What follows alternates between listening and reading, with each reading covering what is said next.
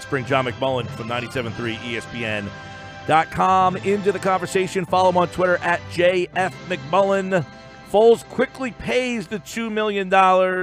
He is a free agent, John. So what are the options for Foles? What are the options for the Eagles? Let's start with the Eagles first. What happens now that Foles – how does he do that, by the way? Does he walk in with a check for $2 million? Yeah, cashier's check. So you got to give that over, $2 million. You can't go PayPal or anything of that nature.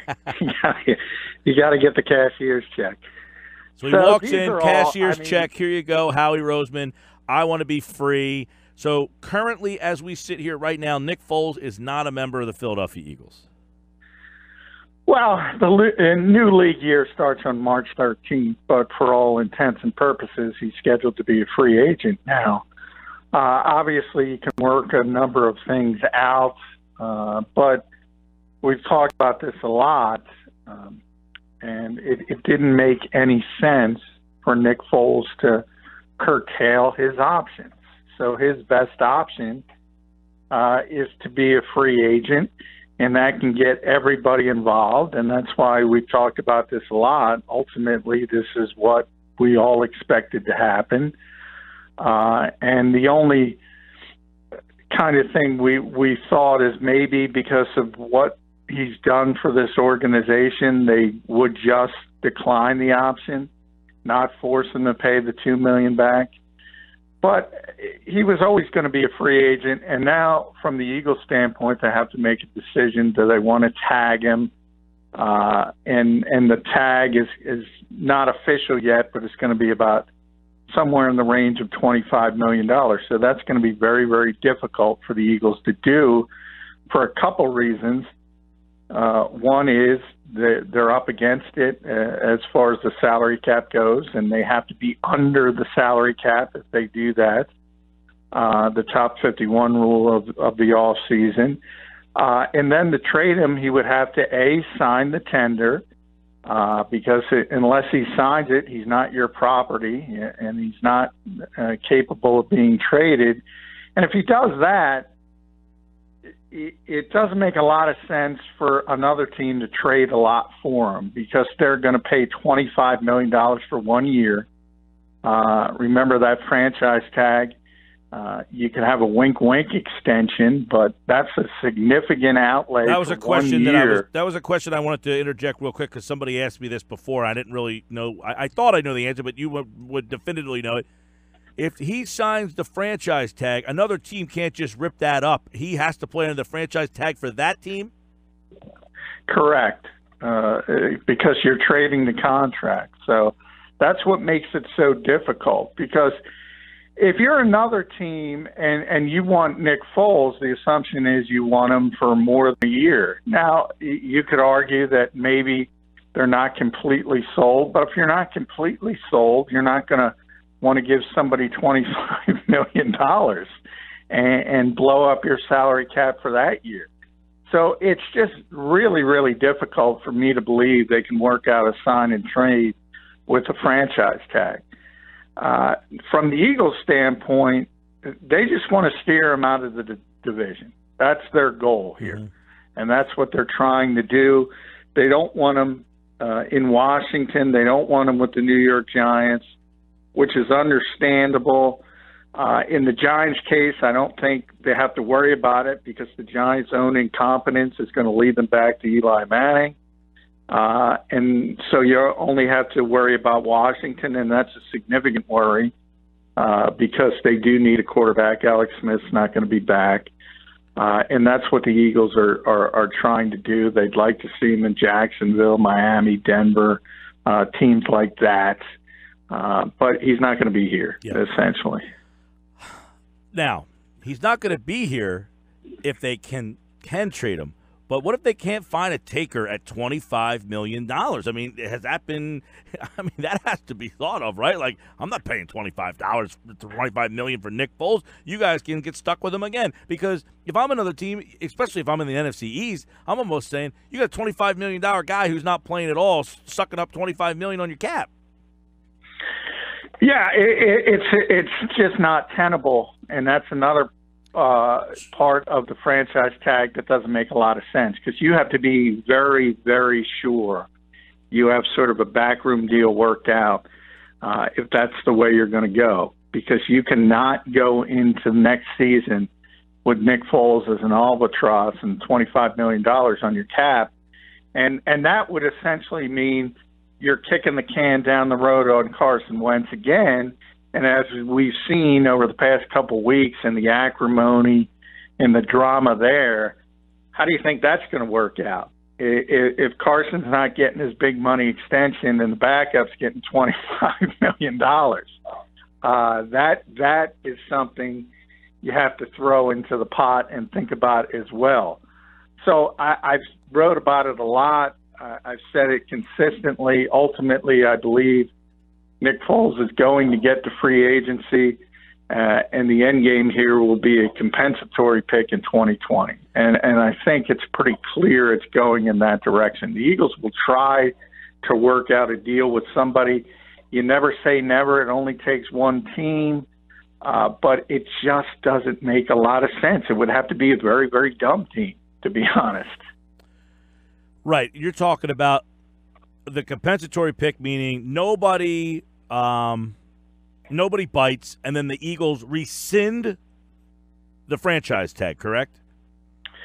Well, or they never place it on him, and he's just a free agent. And if he signs somewhere else, but could they do that if they don't get a deal?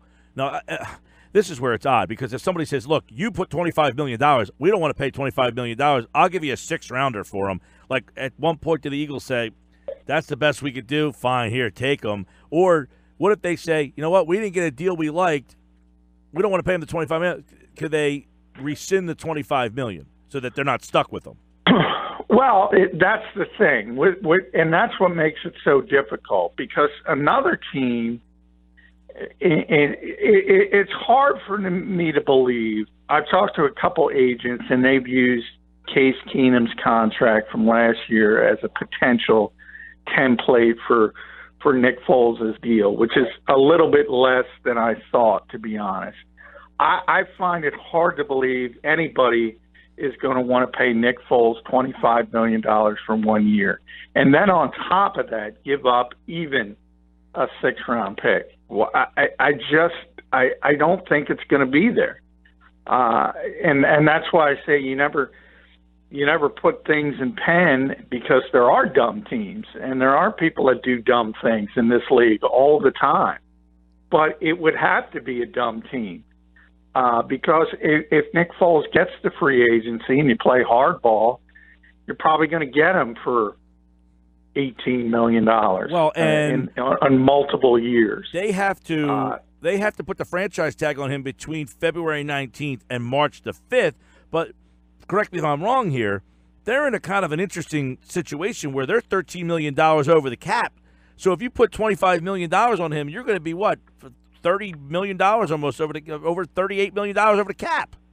Yeah, and that means March 13th, he's got to fit under that top 51 rule. So yeah, the Eagles would have to do a lot of different things, and that's another reason where it doesn't make a lot of sense.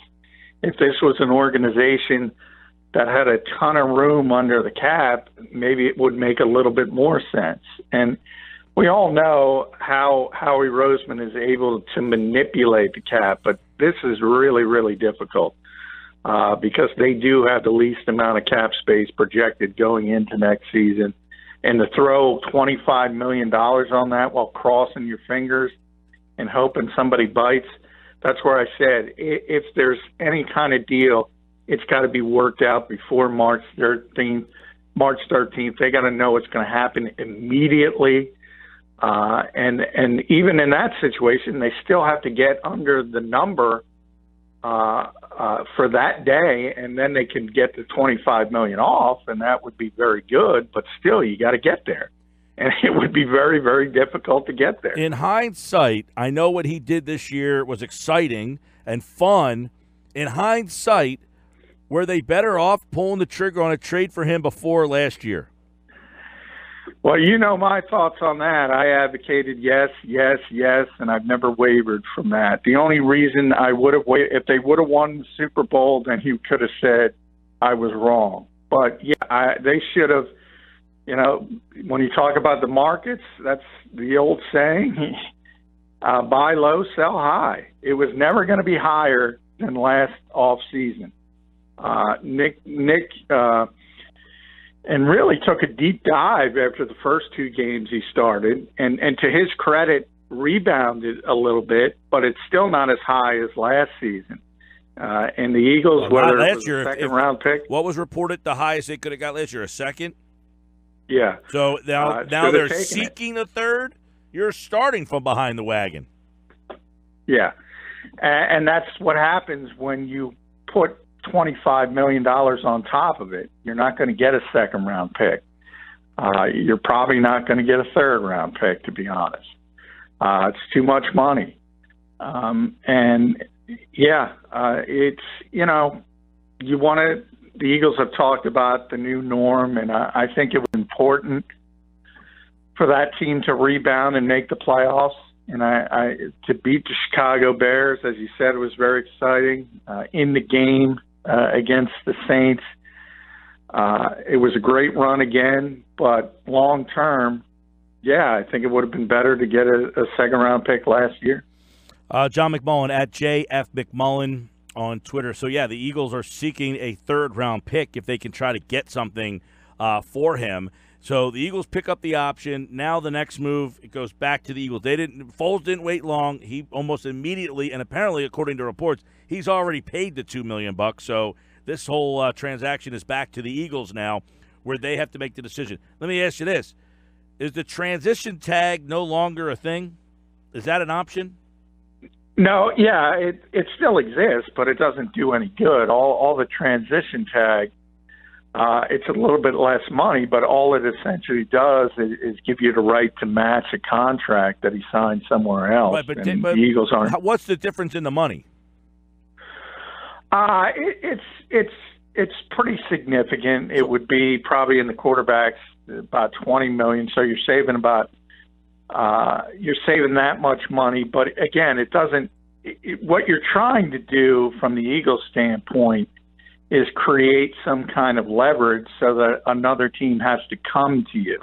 They wouldn't have to do that in the transition tag because the other team understands that you have no interest in re-signing him. So it's not like the franchise where you have to give up assets if you sign somebody to an offer sheet unless it's a sign and trade thing. And that's the difference in why the transition tag's not in play in this particular situation. The transition tag's only in play if you want to keep the player. If you want to keep the player. All right. So I'm sure they would – I'm sure that there's many people out there saying, well, why don't they want to keep the player? Right? Well, there's the Folesian Society, as we call them, and there's people who believe that he deserves to be the quarterback of this team, and they have the right to believe that. But the Eagles have gone on record. Doug Peterson has gone on record. Howie Roseman has gone on record again, and they've never wavered. This is Carson Wentz's team. He's the quarterback next year. They've said it. So I mean. You could wish it, you could want it, you could hope it, but the coach and the organization have no interest in that. ESPN.com, 10 bold predictions. Number one, the Jaguars will acquire Nick Foles somehow. They've got all sorts of cap problems, too. It almost seems unfathomable that they could take on a $25 million quarterback. Yeah, well, and that's why the franchise tag and that number. I don't think anybody wants Nick Foles at $25 million, and that's a concern for the Eagles. That's too much money, and you can get them for less, and teams know that. And obviously, Jacksonville. A lot of people are just saying because John DeFilippo is now the offensive coordinator, they need a quarterback. They want a quarterback. I'm not saying they won't be interested. They certainly will be one of the teams in the mix, but there are other teams, Denver, Miami, Washington, as I said, the Giants should be in the equation, but they're probably going to stick with Eli Manning. So there's a number of teams that would have interest in Nick Foles, and that's why his camp ran to the NovaCare complex and handed over their check. They know their greatest leverage is to have as many teams involved as possible, and that's why they want to hit free agency. The one thing you mentioned, the Giants and the Redskins, the Eagles say they want to keep him away from those two teams. Is franchising him the only way to prevent that from happening, or would there still be a scenario where he can get there if they make, if that's the best situation for him? Well, the only way to prevent it from happening completely is to just kicking the control can down over the road. Situation. I mean, that's what the Eagles want: control over the situation, and that's what delays the situation, right? It delays those two teams getting in play. Well, if you're able to franchise tag him and trade him, which again I think is not viable, far-fetched, but from the Eagles' standpoint, that takes the Giants and Redskins out because they have control, and that's why people have speculated that they may franchise tag him to keep him away from those particular two teams. If he gets to free agency, they don't tag him, then the Eagles have no control. He can sign with the Giants, he can sign with the Redskins. So that's the only thing they're trying to really generate. They kind of know they won't get what they would have gotten last year, and they're at this point, that's their main goal, to keep them outside the division. All right, so there's the news. As you know, Nick Foles has paid back the $2 million. He is a free agent. The next move goes to Philly. Will they franchise him? We'll find out. We'll keep an eye on it at JF McMullen for news on the Eagles offseason in the NFL. And back with the latest on the NFL tomorrow. And don't forget the big AAF opener Saturday night. I'm ready. Yeah, Aaron Murray. Is he in the opener? I don't know. I'm not sure. I don't forget who plays that first game. All right, John. Appreciate it, pal. All right. Thanks, Mike.